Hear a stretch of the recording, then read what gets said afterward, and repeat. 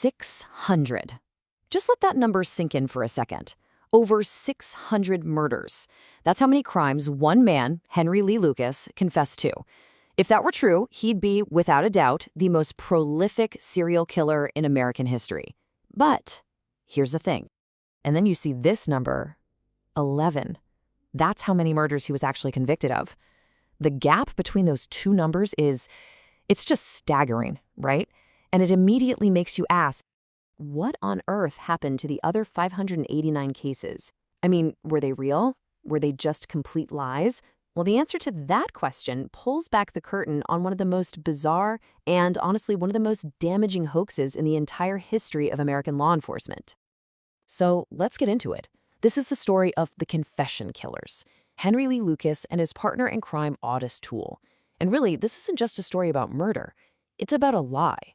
A lie so huge, so massive, that it almost swallowed the entire justice system whole. Okay, so let's meet our two main players here. On one side, you've got Henry Lee Lucas, the guy they called the confession killer. He's the one who claimed around 600 murders. And then there's Ottis Toole, his partner, who wasn't far behind, confessing to over 100 of his own. These two, they meet at a soup kitchen back in '76, and they become partners in crime and lovers.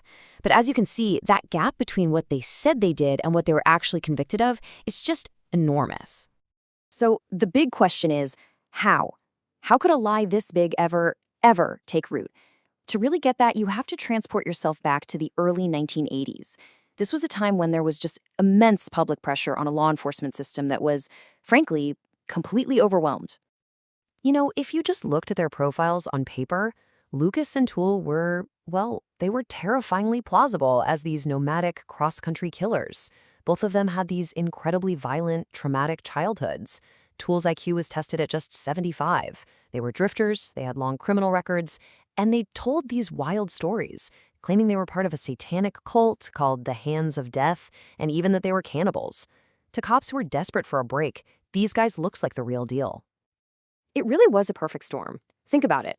On one side, you've got the killers. They're nomadic, they're surprisingly eager to talk, they have absolutely nothing to lose, and they have these backstories that, on the surface, seem believable. And then, on the other side, you've got law enforcement. They're facing intense public pressure, they're sitting on hundreds of unsolved cold cases, and this is so important, they're working in a world with no DNA technology. They were just desperate for answers, and Lucas and Toole, they were more than happy to give them some. And for a while, it seemed to be working. I mean, police departments all across the country were clearing unsolved murders off their books at this incredible rate. It was a huge relief. But eventually, the sheer scale of the confessions, it just became too much. The story was too big, too wild, and it started to fall apart. The first cracks began to show. And you know where the first real crack came from? It wasn't from inside law enforcement. It was from investigative journalists. A couple of reporters at the Dallas Times-Herald started digging into the timelines of these confessions, and what they found was, well, that Lucas's claims weren't just unlikely, they were physically impossible. Okay, take a look at this. This timeline shows just 1 month of Lucas's supposed killing spree. He confesses to a murder in Texas one week, then Oklahoma the next, then Colorado the week after that. Sounds busy, right? Well, here's the reality. Employment records, actual timesheets, proved he was working a roofing job in Jacksonville, Florida, the entire time. The journalists did the math. He would have had to drive his beat-up old station wagon over 11,000 miles in that single month to commit all the crimes police were pinning on him. It just didn't add up. All right, so this brings us to the absolute heart of the matter. It's the most important question in this whole saga. If Lucas and Toole weren't actually at these crime scenes, then how in the world did they know all those little details? You know, the intimate things about the crime that only the real killer could possibly know. Well, the answer is pretty disturbing. It reveals this deeply, deeply flawed process. It was like a dangerous feedback loop between desperate cops and an all-too-eager confessor. Get this, investigators would literally let Lucas look at the case files, to refresh his memory. But what they were really doing was feeding him the details that he would then just repeat back to them. On top of that, they were offering him perks for cooperating. A lot of the interviews weren't even recorded, and they would ask these leading questions that basically steered his answers to match the facts they already knew. And you're probably wondering, what were these amazing perks that would motivate someone to confess to hundreds of murders? Was it some grand deal? No way. We're talking about steak dinners, milkshakes, getting to watch TV. He was rarely even handcuffed. He was allowed to just wander around the police station. He even knew the security codes for the doors. For a guy who had absolutely nothing, these small, trivial comforts were a huge incentive to just keep the stories flowing. But we have to remember, this wasn't some harmless game. This was not a victimless hoax. These lies had a real and devastating human cost.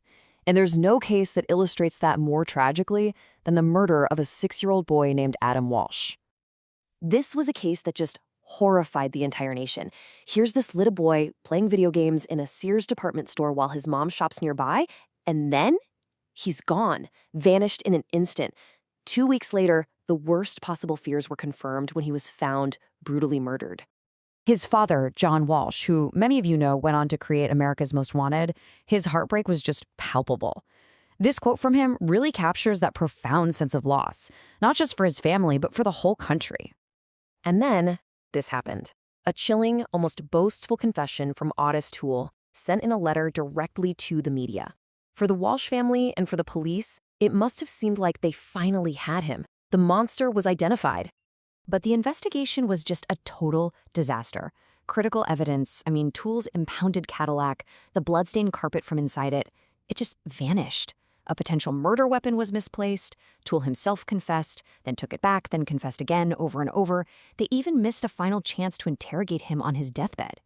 Now, the case was officially closed back in 2008, and they named Toole as the killer, but they did it with absolutely no new physical evidence to back it up. And because of that confession and the completely botched investigation that followed, the real truth of what happened to Adam Walsh might be lost forever. The case is technically closed, but for so many people, the questions are still there. It leaves the family's search for justice in this terrible limbo, and that's a fate shared by hundreds of other families who were tangled up in this whole hoax. So that brings us to the legacy of this whole mess. And really, it's a legacy of doubt. A doubt that has haunted hundreds of families for decades and, in many ways, fundamentally changed how our justice system works. The damage was just so widespread. You're talking about hundreds of cases that were wrongly marked as cleared, which meant countless families were denied any real chance at justice. The reputation of even esteemed agencies like the Texas Rangers took a massive hit. But if there was any silver lining, it's this. The whole fiasco forced a serious reevaluation of police interrogation techniques, and it created a much greater awareness that false confessions are a real thing that can and do happen. But you know what? The story still isn't over. Just recently, a nonprofit group launched something called the Henry Lee Lucas DNA Initiative, and the goal is exactly what you think: to use modern technology like full genome sequencing and genetic genealogy to finally go back and test the physical evidence in all these cold cases to try and uncover the truth that's been buried under this mountain of lies for so long. And all of this leaves us with a final, pretty tough question. As a society, we rely on confessions to solve crimes and, hopefully, bring some kind of peace to families. But this whole story shows just how easily that reliance can be manipulated. So if a confession can't always be trusted, what is the real price of just getting closure? And maybe more importantly, is that a price we should be willing to pay?